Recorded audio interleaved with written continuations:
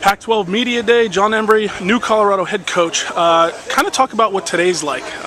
Obviously you've had an introduction to the Pac-12 already, but today with everyone together, what's it been like today? It's been great. Great turnout here and a lot of big media types here, and so it's been the Pac-12's done a really good job from day one with this whole conference realignment. When are you going to have your quote unquote welcome to the Pac-12 moment kind of deal? Is it going to be when you first play? That first Pac-12 opponent, or have you already had that? Well, I think that it'll probably be that first game, game against Washington State. Yeah. That'll be our first opportunity to show we belong in the conference and part of the Pac-12. So I'm looking forward to that. I think that'll be great. Then it'll be official, so we don't have to worry about what's it like being in a new conference. That'll kind of break the ice and all that, and then we'll go from there. There's obviously a lot of excitement around the change and all that kind of stuff. Well, you're also a head coach at Colorado for the first time. There's a lot of change with the program. How difficult has it been, I guess, that multifaceted change? The kids aren't just adjusting to a new conference and totally different style of play, but they're adjusting to you. Yeah, the kids have done a great job adjusting to my staff and myself. They've bought into what we're trying to do and where we're trying to take this program. We've had great attendance. The guys that are now left in this program are guys I feel like give us our best chance to win, so I'm excited for them. I'm excited for the senior class. This is an opportunity for them to leave a legacy. And they haven't had a great experience at the university. And being someone who's had great memories and fond memories as a player at the University of Colorado, you would like every player that goes through there to have something they can come back and tell their kids this is what we accomplished. And because of the uniqueness of this conference and some other things, they're going to have plenty of opportunity to put their stamp on this program. You talk about the players leaving a legacy. You're trying to create a legacy. You're coming into this situation. What is it like being a head coach, first-year head coach here, and just the pressures and the demands that you've gone through so far? And how do you feel like you're adjusting to those at this point? From a pressure standpoint, I don't feel any pressure. Okay. I really don't. I feel like, for me, it's about the kids, making sure they have the experience needed. Yep. That's all I want from this initial class or this initial year for these kids. Believe me, the pressure I put on myself or the expectations that I have for myself far exceed anything else that's being written or said about me. So that's why I don't really feel pressure from that standpoint. But like I said, I'm excited for these kids. I really am, because I remember my senior year. I remember we started 0-4. And you're sitting there going, this isn't what we signed up for. We're better than that. And then we went on and finished second in the Big 8.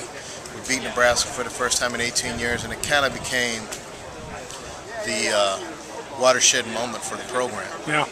And like I said, because of our schedule, the kids are going to have plenty of opportunities to create some of those memories. Yeah.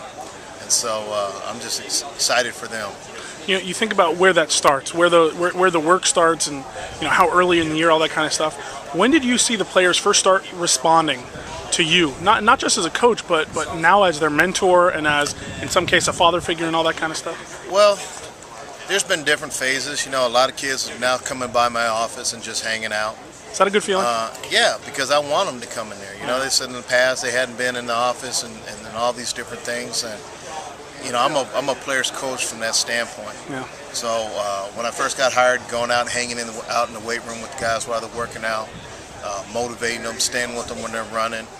I like being around the guys. I like being around the players because the things that we're asking them to do and the way they're going to be coached. If they don't understand you care about them, if they don't understand there's a relationship, you're not going to get it out of them. Yeah.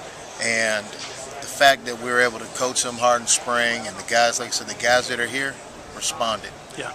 And the guys that are here are the guys that we can win with. You talk about guys you can win with, and that starts with experience. Your skill position talent is loaded with experience, loaded with in-game experience. How does that translate? You have a guy like Tyler, Stewart, and all these guys who've been there before, and even younger guys like a Paul Richardson. Right. Well,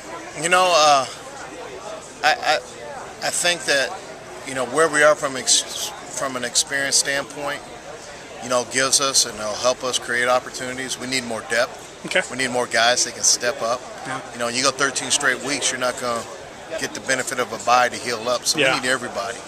And so that's, some of those guys that you mentioned, doing really good, but we have to get the guys behind them. Okay.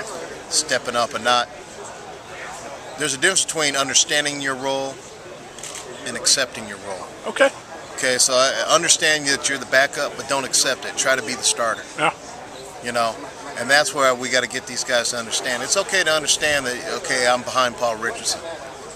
But what happens if his shoe comes off and we got to put you in for a couple plays and you don't know what to do because you thought you weren't going to play, right? Yeah. You have to prepare like Paul Richardson's going to back you up. Yeah. That's the mindset we got to continue to build in this program. It's interesting that you mentioned that, especially because going into the Pac-12, I'm so used to saying Pac-10, it's so hard. Going into the Pac-12, it's a totally different game. That's something that Tyler kind of mentioned to me. It's finesse as opposed to force. It's speed as opposed to bulk. You're not going to be playing up against those Midwest offensive linemen. Right. Talk about how you have to change the way you guys play, the way you guys practice to adjust to that, because it's a different game kind of. Yeah, it is. It is a little bit of a different game, but then you still got to be you. You got to do whatever it is that gives you the best chance to win. Yeah. That's a great thing about this conference. There's a lot of diversity. You're going to see the pistol at UCLA. You're going to see the spread at Oregon. You're going to see power football at Stanford, 3 wides at Oregon or at Arizona State, 2 tights at Oregon State. So you're going to see all these different kind of offenses. But the key about all those offenses is it fits their personality and what their mindset is. So that's what we have to do. We can't try to change to fit the conference. We got to do what gives us the best chance to win and figure it out from there. Coach, just the last couple of things for you. This is great stuff. Moving to the Pac-12, one of the big things that people keep talking about is the access to California recruiting. California recruiting. Well, that doesn't really happen until next year. You have your 2011 squad, your first squad is made up.